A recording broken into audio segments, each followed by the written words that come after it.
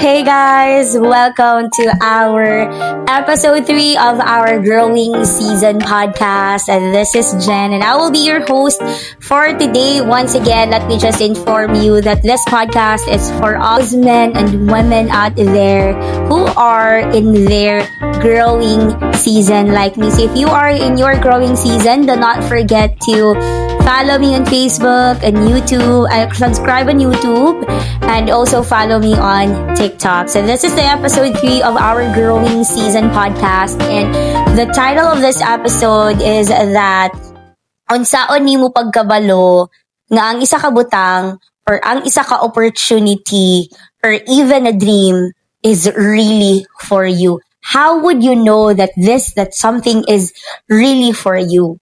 So we're going to talk about that one today. I will be sharing to all of you kung unsaon ako or ginaunsa na ako pagkabalo nga ang isa ka butang is really for me. Kung na ako'y dream sa akong life, if na ako'y gusto buhatan sa akong life, if na ako'y plano sa akong life, how would I know that this something is really for me? And how would I know if it's not for me? So we're going to talk about that one. And I encourage you all to give your comments below. How would you know as well? Para pud mabalan sa atong mga brothers and sisters out there na unsaon nimo pagkabalo nga ang isa ka butang is really created for you, especially when there's an opportunity, if there's a dream or plans that you wanted to do in life. And how would you know na kani nga butang is really for me, that I know kabalo jud ko sa akong self that this is God-given, that this is a dream that God put inside my heart and I have to follow it and I have to do it. How would you know that? How would you know? How would you confirm? That's it.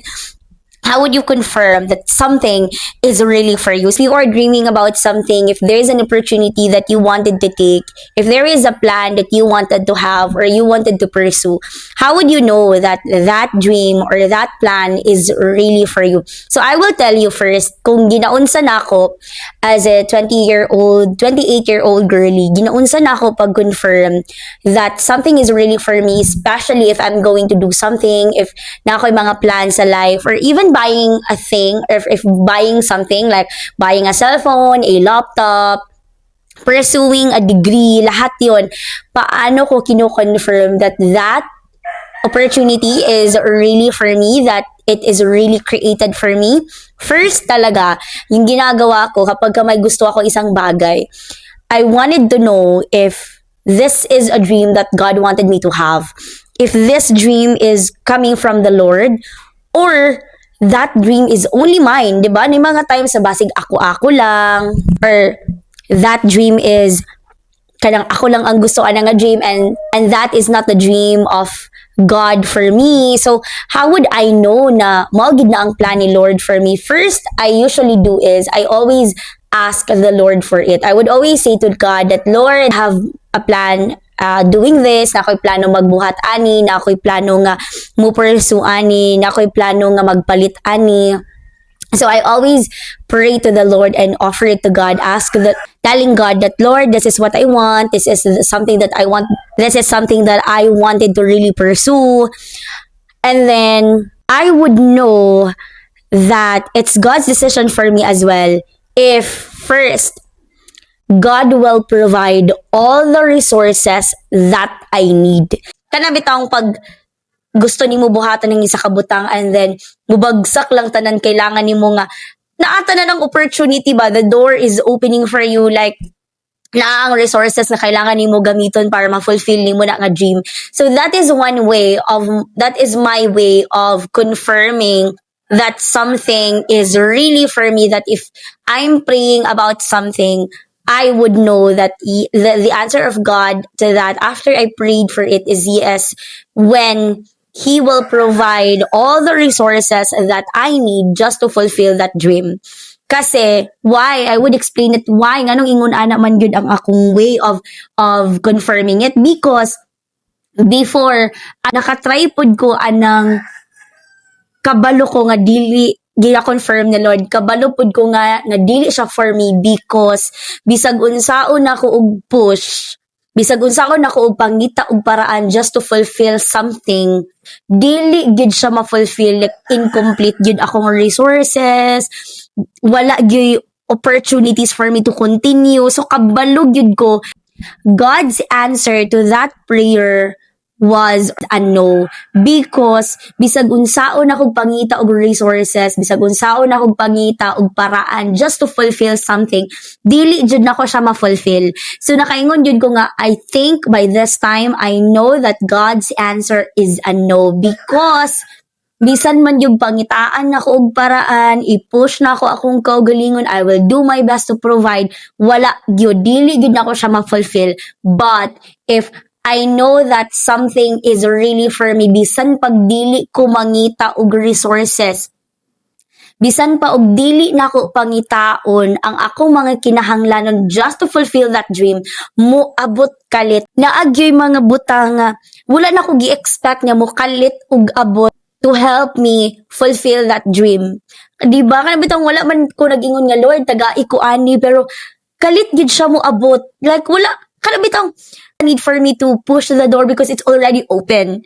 Kanang ingon na ba? So mo na, if naa kay mga gusto sa imong life, you have plans, baliton nga mga nga items, i-fulfill nga dream, tanan nga buhaton, gusto nimo buhaton, always ask the Lord for it. Lord, is this dream is coming from you? Is this dream kay para ba gid niya siya sa ako or dili? And then wait for God's confirmation. Ako, that's my way of confirming it. How about you? How do you confirm that something is really for you?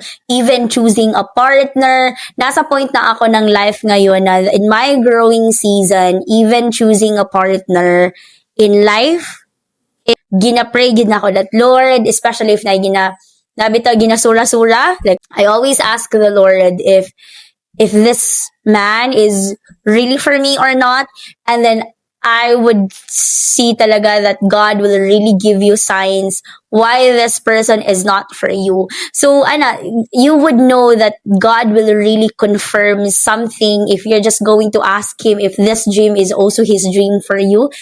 And ako, mo gid na the way gid ing ana gid na ako pag-confirm if something is really for me. Kay bisag dili ko mag-effort, bisag dili na ko hatagan og effort ba, kay muabot gyud siya, like mahatag gyud. Pero bisan pa og pagdili gani para sa ako, bisag unsaon ako push akong kaugalingin, exhausted nagkay ko just to fulfill something, dili gyud nako siya makuha. Then that's my way of confirming that God's answer to that prayer is a no, that God's answer to that kanang plan is a no. That for example, magpalit kog something, Lord, I wanted to buy this thing, and then is this really for me, para ba ni sa ako to buy this thing? And then nabalaan jud ako siya nga dili siya para sa ako, okay, naagyoy sa imong heart, na something sa imong heart nga murag doubt ka, naapoy time nga kanang naamagugkoy time before, guys, nga kana bitang gipush gid na ako bisag kabalo jud ko nga nagdoubt na gid bitaw ko, nagduha-duha nako, ma-feel na gid nako that God's answer is a no, pero gipatuloy gyapon ako, gidayon gid gyapon ako palit pag ang ending bitaw ang ako na kay guba ana bitaw. So mo nang ako gid grabe gid akong ako yung gina-try to really listen well, maminaw gyud sa confirmation ni Lord, kay pag magpataka-taka magbuot-buot bitaw jud kag desisyon, especially kung na kay mga plano bisag feel na gid nimo sa imong heart dili gid siya pwede. Kay ako sa una gay murag gina-test na ko ba nga sakto ba gid ni akong gaka-feel na ay ma-confirm gid nako wala gid dili gid lagi to, kay na feel na good na ako nga there's something wrong, but kana laging gusto gid nimo i-confirm pa gid ba. So natay times gipalit na ako cellphone man siguro to nya, of course dili pa siya kanang akong budget, kay tight akong budget adto nga time gusto gid ko magpalit og cellphone, kay kuan gid ba nya kanang I already prayed to God, ako, Lord, gusto ko magpalit og cellphone, is this cellphone is for me, para ba gid ni sa ako nga time na bali na ako to buy the cellphone. And I know that God's answer was so clear that time that it was a no, hindi talaga, kasi first tight kay imong budget, second like ang phone ni mo ato nga time kay mararaman pod og dili man siya necessary because I still have a phone, functioning pa mata akong isa ka phone, gusto lang gyud kog bag-o nga phone ato nga time. I've heard God telling me, no, you don't need it. Ako kadili man jud ko maminaw ato nga time murag gusto na ako i-test pa kung sakto ba jud ako nadunggan or ana ba. So, gipalit na ako akong cellphone, gipalit na ako tong nga cellphone nga gusto jud na ako. Unsay nahitabo? Guba ang cellphone mag a week after nagguba ra siya.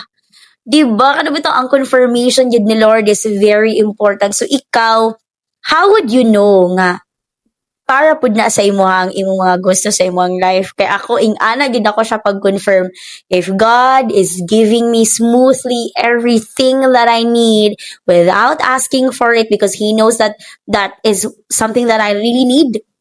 I would know that that's for me. That's really for me. I know for sure, 100%.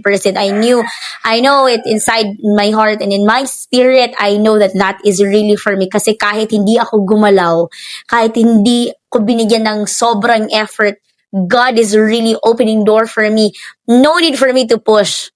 But if it's something for me, kahit nandyan pa, i-push ko pa lahat ng energy ko, lahat ng effort ko, hindi pa rin. And that's my confirmation that God's answer to that prayer, to that opportunity, to that plan is a no.